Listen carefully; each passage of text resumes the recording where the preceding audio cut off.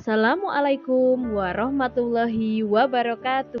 Salam sejahtera, Om Swastiastu, Namo Buddhaya, salam kebajikan.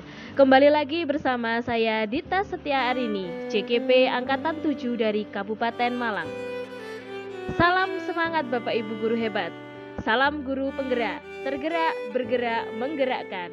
Kali ini saya akan memaparkan koneksi antar materi, kesimpulan dan refleksi pemikiran Ki Hajar Dewantara dari modul 1.1.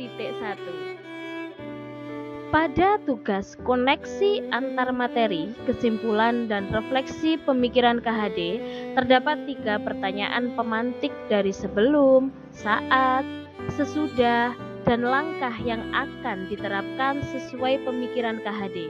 Adapun pertanyaan pemantik tersebut yaitu 1. Apa yang Anda percaya tentang murid dan pembelajaran di kelas sebelum Anda mempelajari modul 1.1? 2. Apa yang berubah dari pikiran atau perilaku Anda setelah mempelajari modul ini? Dan ketiga, apa yang dapat segera Anda terapkan lebih baik agar kelas Anda mencerminkan pemikiran KHD? Menjawab pertanyaan yang pertama, apa yang Anda percaya tentang murid dan pembelajaran di kelas sebelum Anda mempelajari modul 1.1?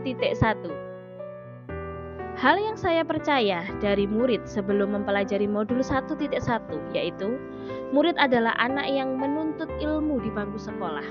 Terkait teori tabula rasa bahwa murid diibaratkan kertas kosong yang dapat diberi coretan agar terbentuk gambar sesuai kemauan guru. Saya sebagai guru adalah orang dewasa yang bertugas untuk mentransfer ilmu saya sesuai disiplin ilmu yang sudah saya dapatkan. Kemudian, keberhasilan belajar murid masih sebatas nilai yang mencapai KKM. Aspek sikap dan keterampilan kurang menjadi pertimbangan keberhasilan belajar. Murid yang tidak bertanya, saya pahami bahwa materi yang sudah saya sampaikan dapat diterima dengan baik oleh murid.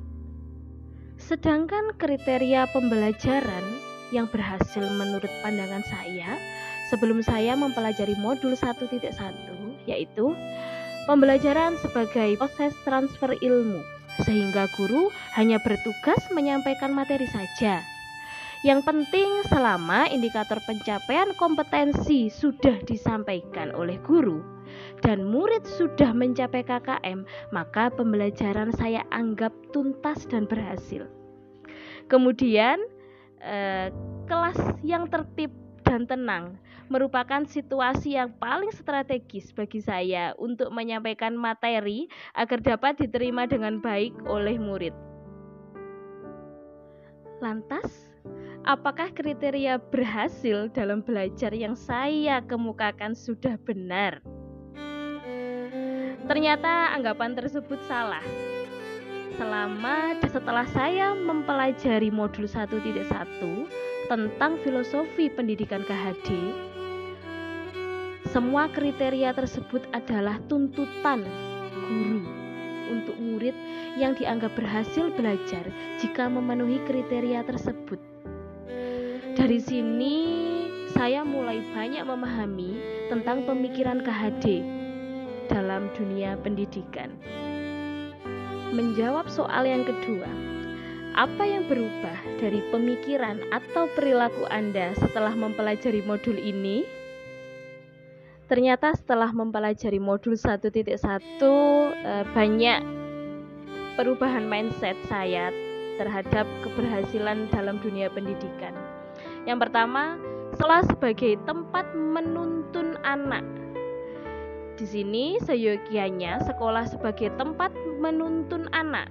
Guru dalam sikap momong, among, dan ngemong mengandung nilai bahwa guru tidak memaksa, namun demikian tidak berarti membiarkan anak berkembang bebas tanpa arah untuk memperoleh kemerdekaan belajar. Oleh karena itu, pendidikan bukan menuntut tapi menuntun.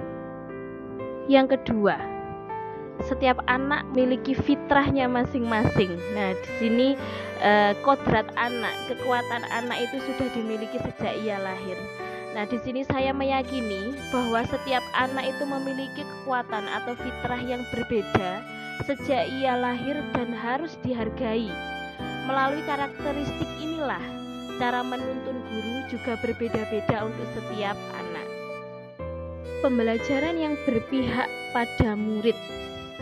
Anak sebagai subjek pembelajaran berperan aktif dalam proses eksplorasi materi atau konsep dan dalam kegiatan elaborasi yang sesuai dengan gaya belajarnya. Sehingga pembelajaran seyogyanya dari, untuk, dan oleh anak. Yang keempat ada pembelajaran menyenangkan.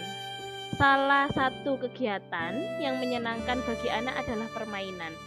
Pembelajaran dapat dikemas secara kreatif, inovatif, dan menyenangkan melalui permainan. Yang kelima ada pembelajaran holistik. Pendidikan bukan hanya sekedar transfer ilmu yang dilakukan oleh guru sesuai disiplin ilmunya. Anak sebagai pembelajar melalui konsep tringo, ngerti, ngroso, nglakoni, dapat mencapai pembelajaran yang holistik. Hal ini sesuai dengan olah cipta, rasa, dan karsa. Jadi keberhasilan belajar itu bukan hanya dari nilai kuantitatif saja. Tripusat pendidikan sebagai kesatuan. Ini adalah perubahan pemikiran saya yang keenam, di mana pendidikan bukan hanya tanggung jawab sekolah, sebagai satu kesatuan yang utuh. Keluarga dan masyarakat juga memiliki peran penting untuk mewujudkan anak yang berbudi pekerti. Menjawab pertanyaan yang ketiga, apa yang dapat segera Anda terapkan lebih baik agar kelas Anda mencerminkan pemikiran Kak-Hadif? Pembelajaran sesuai kodrat alam dan zaman. Murid dapat berproses dalam pembelajaran sesuai karakter, gaya belajar, dan kondisi zaman yang sesuai dengan perkembangan murid. Mengenalkan teknologi dalam pembelajaran sangat dibutuhkan bagi murid masa kini. Dapat dengan pembelajaran tatap maya, melalui soal-soal online, mengakses Google, YouTube untuk memperoleh tambahan wawasan, dan masih banyak lagi kegiatan pembelajaran yang dapat memanfaatkan teknologi. Pembelajaran berbasis kearifan lokal yang mengandung nilai budaya setempat. Murid nantinya akan menjadi manusia dewasa dan hidup berdampingan di masyarakat. Sebagai anggota masyarakat, segala hal yang ada di lingkungan sekitarnya juga akan dialaminya. Oleh karena itu, kebudayaan merupakan bagian dari pendidikan. Merancang pembelajaran aktif dan menyenangkan dengan murid sebagai subjek belajar. Hal ini sebenarnya juga berkaitan dengan mengintegrasikan permainan dalam pembelajaran. Dunia anak adalah dunia bermain yang tidak lepas dari kegiatan bersenang-senang. Hal yang dapat dilakukan adalah menyanyi bersama dengan mengganti lirik sesuai dengan materi, kemudian membuat proyek, diskusi, belajar di luar kelas, game, kemudian tanya jawab atau sweet sebelum pulang, dan lain-lain. Ketika anak pulang, mereka selalu dengan perasaan senang dan tersenyum. Menerapkan sistem AMONG dalam pembelajaran.